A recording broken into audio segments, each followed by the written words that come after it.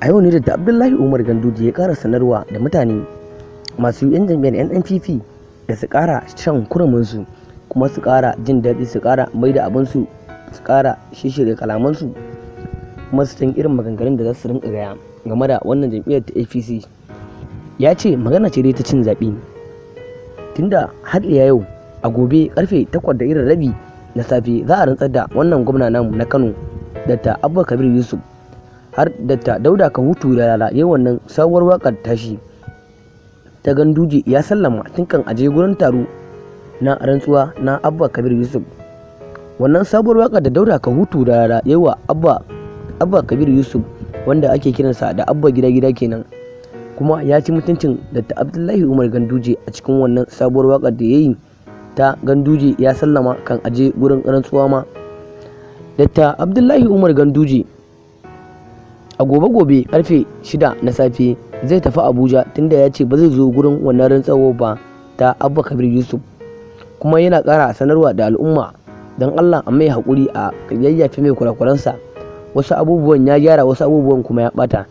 Har ta bakin wasu suka fito suna zagin Dr. Abdullahi Umar Ganduje, suke cewa da abin da ya musu Allah shi ma ya mai, kuma har a ciki da cewa wani yake ƙara furtawa da Dr. Abdullahi Umar Ganduje babu abin da ya tsinana har ila yau da hawan Dr. Abdullahi Umar Ganduje na shekara 8 ba abin da ya yi, kuma ba abin alkhairin da ya musu wanda suka ji daɗi. To ga wannan sabuwar waƙar ta Dauda Kahutu da Rara tana zuwa ma cikin wannan sabuwar tasha mai albarka mai suna Arewa Hausa Top TV. Kuma kar ka manta ka ɗauki kimanin sakan guda da ka daure ka danna mana subscribing, sannan kuma sai ka danna mana ƙararrawar sanarwa, domin shi ne za ka rinka samun shirye-shiryenmu da zarar mun ɗora.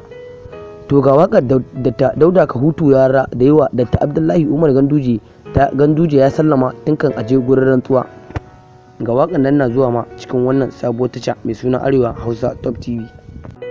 Arewa Hausa Top namu kana da daura sanarwa.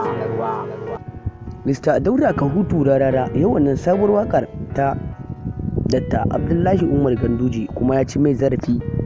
Har mutane na jam'iyyar APC suka fito suna zagin Dauda Kahutu da Rara da wannan abin da yawa Dr. Abdullahi Umar Ganduje bai yi kansa adalci ba.